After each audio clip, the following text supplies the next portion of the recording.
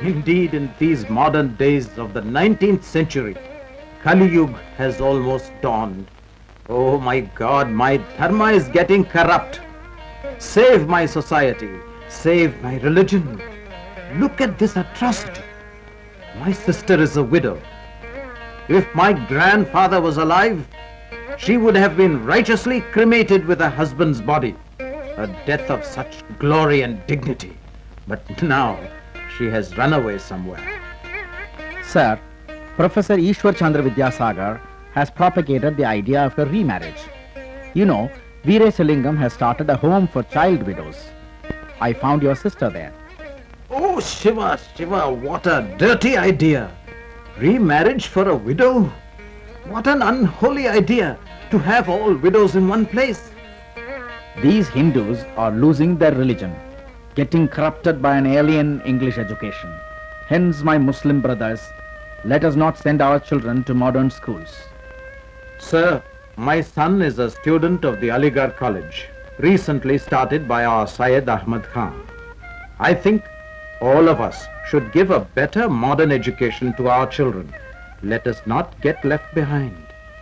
That is all right. Let people of other religions do what they like. But my son, you cannot change. But Father, our Saint Ramalinga Adigal believes in the universal brotherhood beyond all castes, creed, race, religion and nationality. He feels all men are children of God, whether Hindu, Muslim or Christian. Well, it is a sin to cross the seas. I will neither go out nor accept the aliens. How can all these mlechas be equal to us?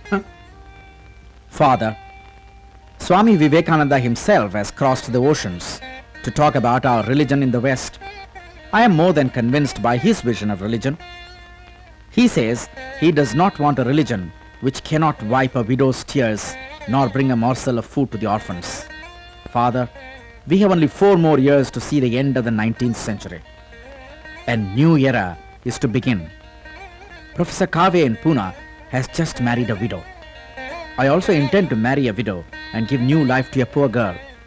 Let us go to every holy river and pond in this country. We must have a dip in the Ganges to get rid of these sinful thoughts of yours. You are not serious, I am sure. I'm sorry, Father. I'm quite serious. Swami Dayananda has advised us to give up this religion of rituals and holy rivers. I go back to the Vedic religion and find no support for this mechanical counting of the beads. We all have the right to learn science as well as the Vedas. This is a thrilling time, Father.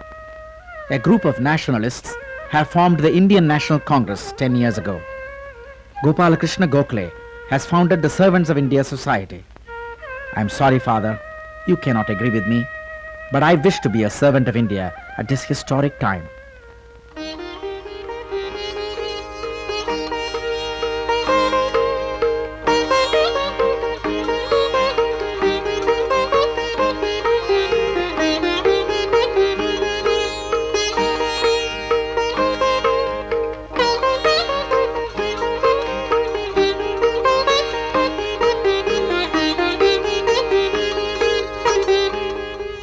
Unlike the Upanishads, several of which are in the form of a dialogue between student and teacher, reflecting a spirit of academic freedom, unlike the tradition of the ancient rishis, in which open-minded inquiry and interrogation was part of spiritual sadhana, the early 19th century in India was dominated by superstition when custom overruled curiosity.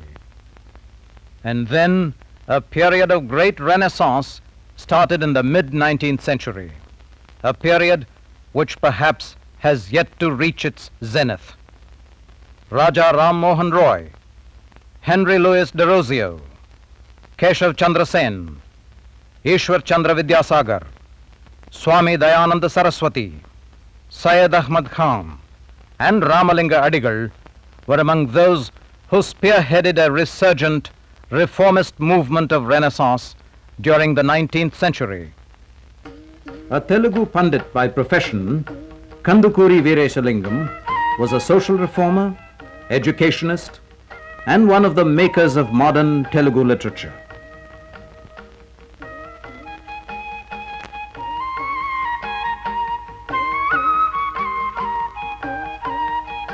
A pioneer in the campaign against child marriages, he initiated the practice of widow remarriage.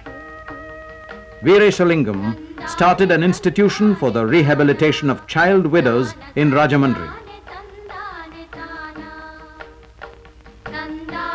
He conducted Vivekavardhani and other journals to fight against corruption in public services and other malpractices in society. The Widows' Home and Girls' Schools, founded by him in the late 19th century, continue to render their service today in Rajamundry, Andhra Pradesh.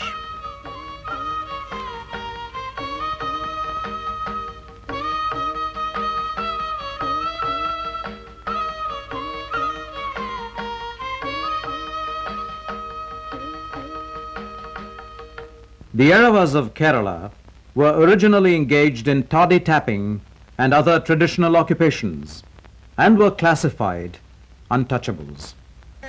Sri Narayana Guru founded Sri Narayana Dharma Paripalana Yogam, under the auspices of which many schools and colleges were started for the benefit of this community. He also did his best to educate the people of Kerala on the evils of untouchability and helped to propagate the concept of social equality.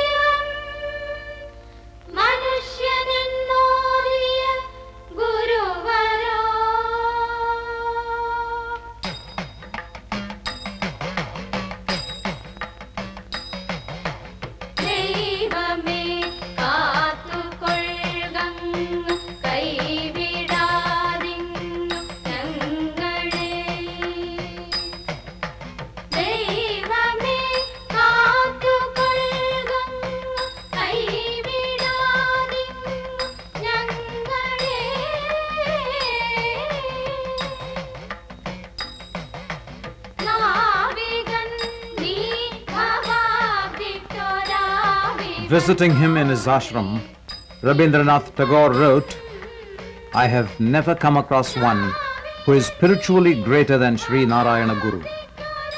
Guruji categorically declared that he found no support for the cruel practice of untouchability in Hindu scriptures, and he worked tirelessly for one caste, one religion, one God for man.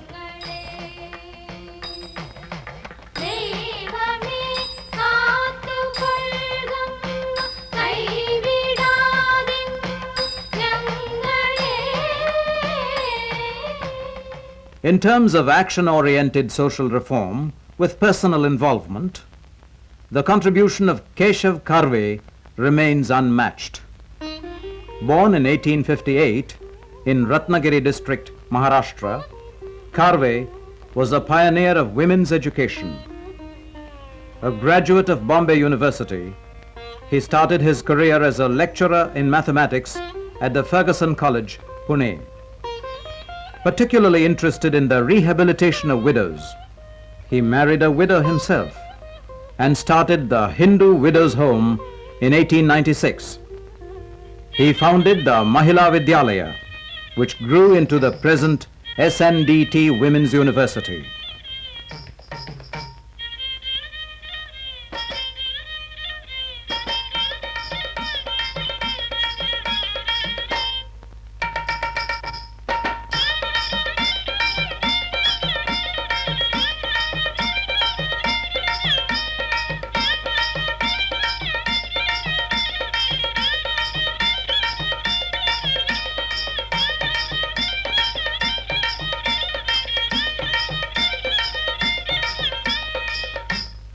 Maharshi Karve, as he was known, lived in this modest room all his life till the age of 104.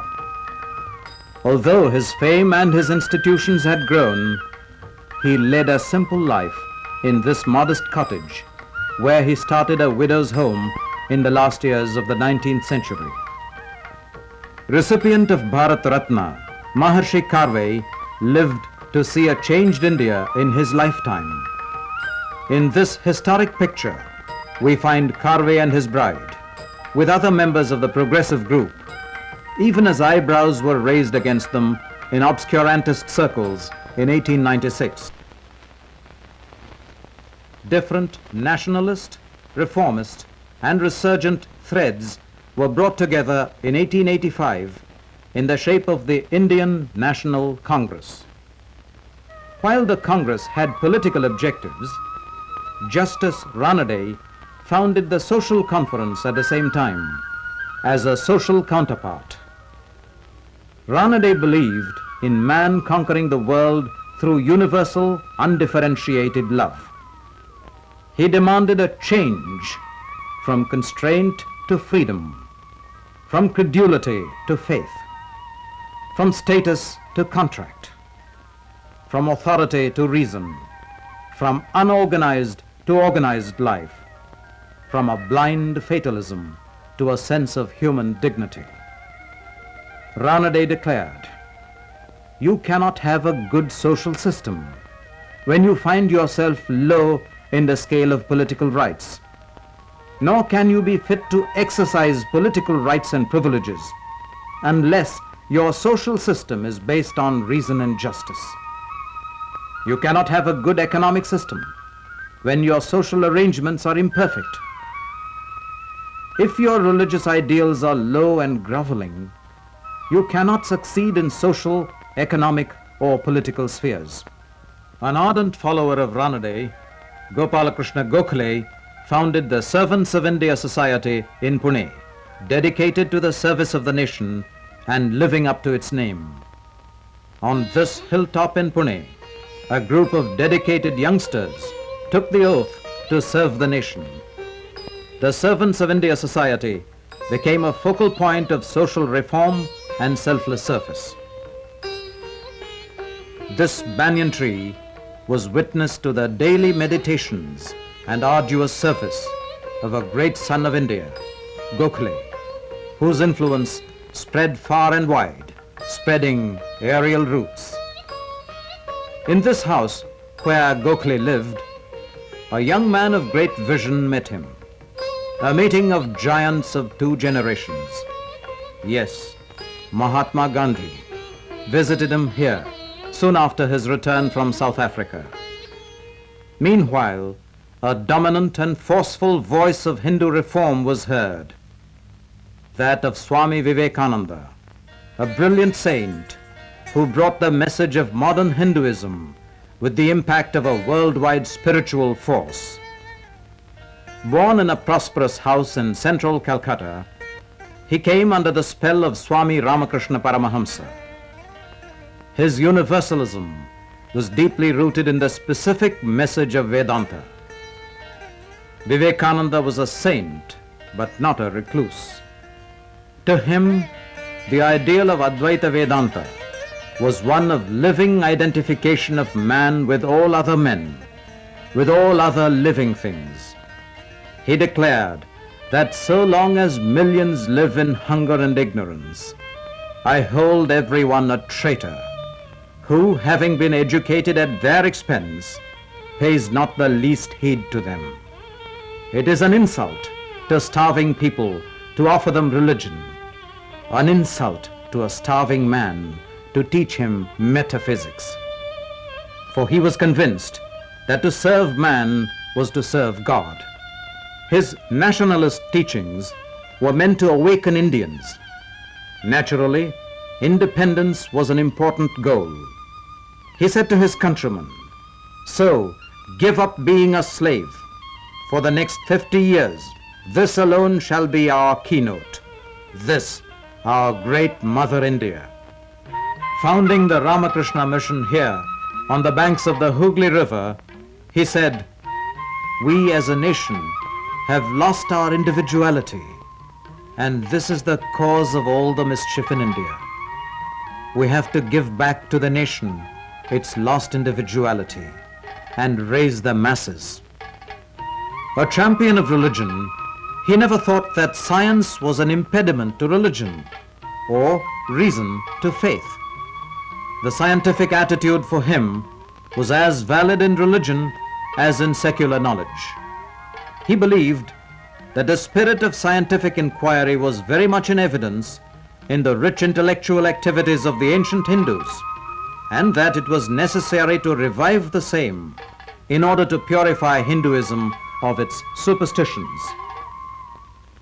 A political revolutionary turned mystic, Sri Aurobindo, guided a band of Indians to pursue a detached path of spiritualism combined with intense national fervor. While many other thinkers of the time were attempting a mere synthesis of Eastern and Western philosophies, Sri Aurobindo created a well-knit, brilliantly argued, comprehensive and unique philosophical system. While many poets were inspired by the milieu of the new Indian thinking, two men sang their way into the people's hearts and became harbingers of India's resurgence. Gurudev Rabindranath Tagore and Subramanya Bharati had a poetic vision far ahead of their times.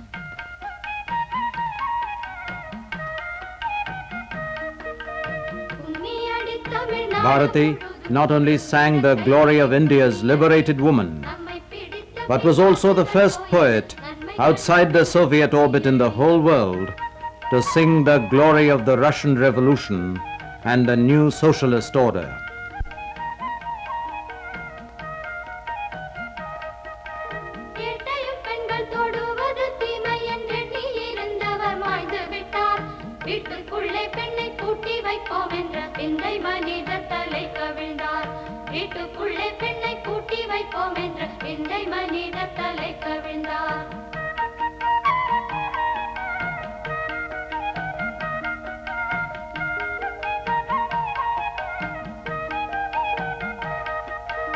In the higher realms of Indian thought, it is difficult to completely isolate the spiritual and intellectual leaders of the Renaissance from the political leaders of the freedom struggle. The greatest symbol of intellectual and spiritual Renaissance was Mahatma Gandhi himself, who stood for the elevation of the poorest of the poor, the freedom of the most humble and downtrodden, not limiting his vision of freedom to a mere transfer of political power from one race to another, but expanding his horizon to freedom in economic, intellectual, and spiritual terms, opposed as he was to all kinds of slavery.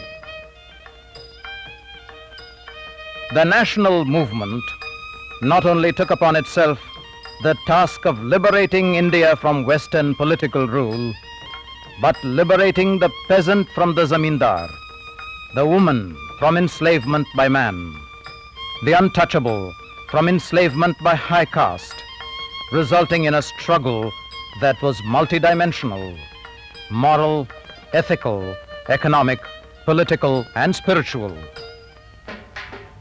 Even before performing his great role of bridging the days of India's struggle for freedom with those of a triumphant new voyage of discovering her future destiny as an independent land, Jawaharlal Nehru declared from his prison cell, "India is a geographical and economic entity, a cultural unit amidst diversity, a bundle of contradictions held together by strong but invisible threads. Overwhelmed again and again, her spirit was never conquered. And today, when she appears to be the plaything of a proud conqueror, she remains unsubdued and unconquered. About her, there is the elusive quality of a legend of long ago. Some enchantment seems to have held her mind. She is a myth and an idea, a dream and a vision, and yet very real and present and pervasive. There are terrifying glimpses of dark corridors which seem to lead back to primeval night. But also, there is the fullness and warmth of the day about her. Shameful and repellent she is occasionally, perverse and obstinate, sometimes even a little hysterical, this lady with a past. But she is very lovable, and some of her children cannot forget her wherever they go or whatever strange fate befalls them. India will find herself again when freedom opens out new horizons, and the future will then fascinate her far more than the immediate past of frustration and humiliation. She will go forward with confidence, rooted in herself, and yet eager to learn from others and cooperate with them.